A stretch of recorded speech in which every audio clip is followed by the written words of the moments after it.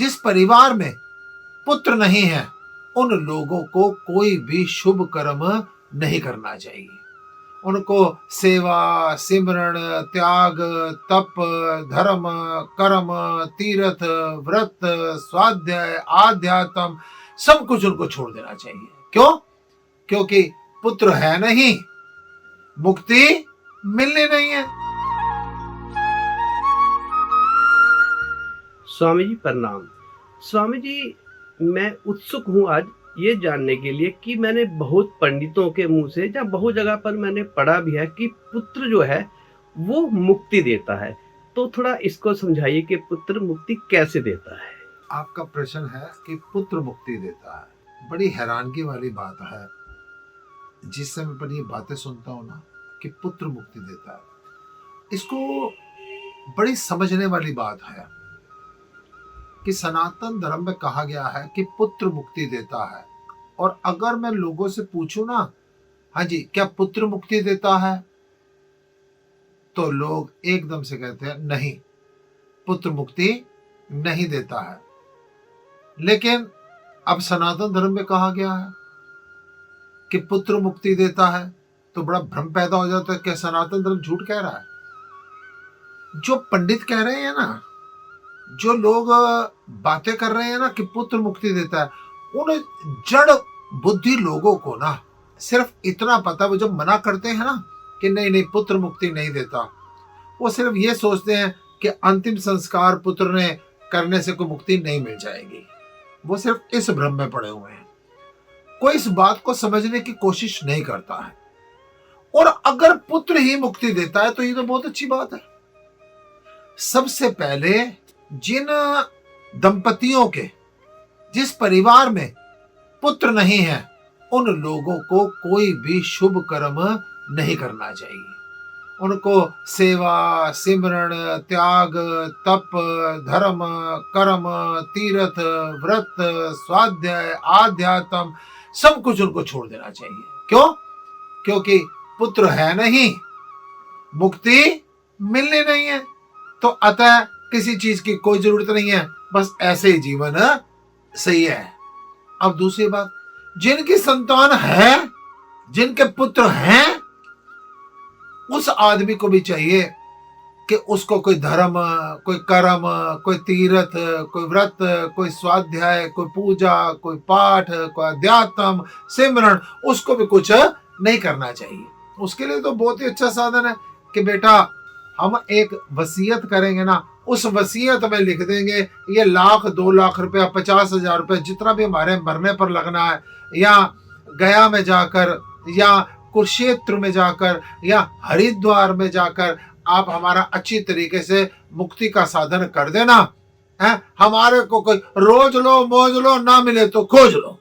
वो जितनी ऐश कर सकते हैं ऐश करें, क्योंकि पुत्र है, मुक्ति तो पुत्र ने कर देनी है। इतनी प्रॉपर्टी उसके नाम करने, 10, 20, 50,000, लाख रुपए उसके नाम हम एक्स्ट्रा अपने लिए मुक्ति लिए कर देंगे। उसको भी कुछ शुभ कर्म करने की जरूरत नहीं। कितना गलत मैसेज जा रहा है।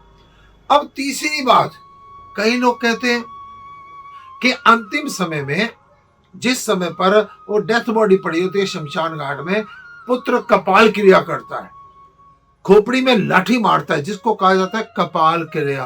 वो जब पुत्र वो लाठी मारता है तो उससे मुक्ति मिलती है। कई लोगों से ऐसे भी सुनने में आया। तो मैं कहता हूं, अगर इस पुत्र ने सिर में लाठी मार के हमारे को मुक्त करना है ना, तो सबसे अच्छी बात है हम एक ज्ञान पुत्र क्यों ना पैदा करें।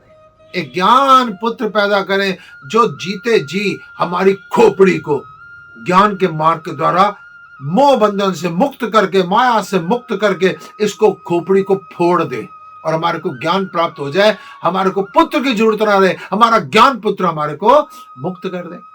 अब जिस मेन मुद्दे पर आते हैं जो आपने पूछा, क्या पुत्र मुक्ति देता है?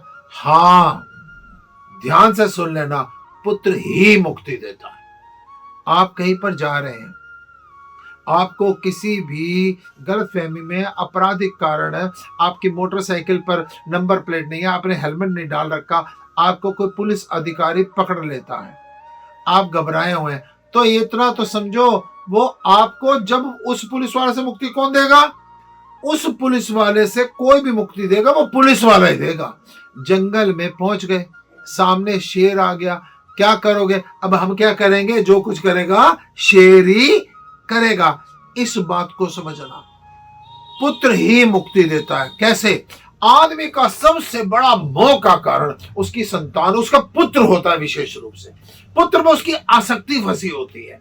जिस आदमी ने धीरे धीरे ज्ञान के द्वारा, वैराग्य के द्वारा, साक्षी भाव के द्वारा, दृष्टा बन के जिस आदमी ने अपने पुत्र से ही मुक्ति ले ली ना, अगर पुत्र बड़ा आज्ञाकारी है तो ये विचार होना चाहिए कि चल भाई, मैं जीते जीते अपनी जिम्मेदारियों से मुक्त हो गया, बच्चे ने सब कुछ संभाल लिया है।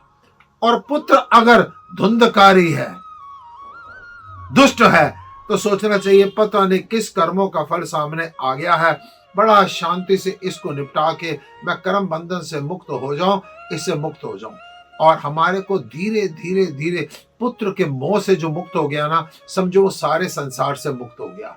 जागरण प्रथा में तारा रानी की कथा आती है, उसमें कहा गया, हे राजा, तू भक्ति को प्राप्त कर सकता है, शक्ति को प्राप्त कर सकता है, ज्ञान को प्राप्त कर सकता है, अगर तू अपने पुत्र को अपने हाथ से मार दे, यानी पुत्र के मोह से मुक्त हो जा।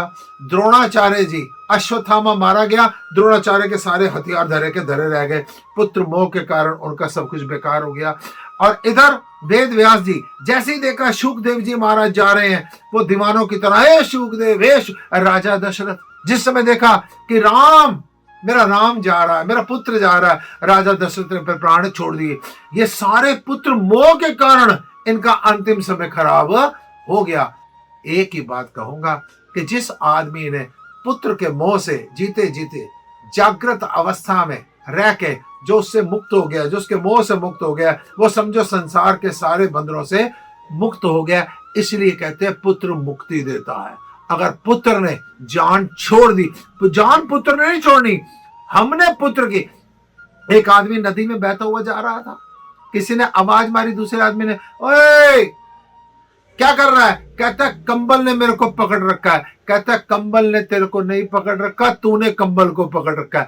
ऐसे ही पुत्र ने हमारे को नहीं पकड़ रखा, हमारे मोह ने, हमारे अज्ञान ने पुत्र को पकड़ रखा है। जिस आदमी ने जीते जी पुत्र के मोह से मुक्ति पाली, समझिए पुत्र ने मुक्ति दे दी है। इस प्रकार से अन्यथा जिसका पुत्र नहीं है वो भी कोई शुभ कर्म ना करे, जिसका पुत्र है वो भी शुभ कर्म ना करे, क्योंकि दोनों कंडीशन में मुक्ति तो हमारी पुत्र के हाथ में ही है। ओम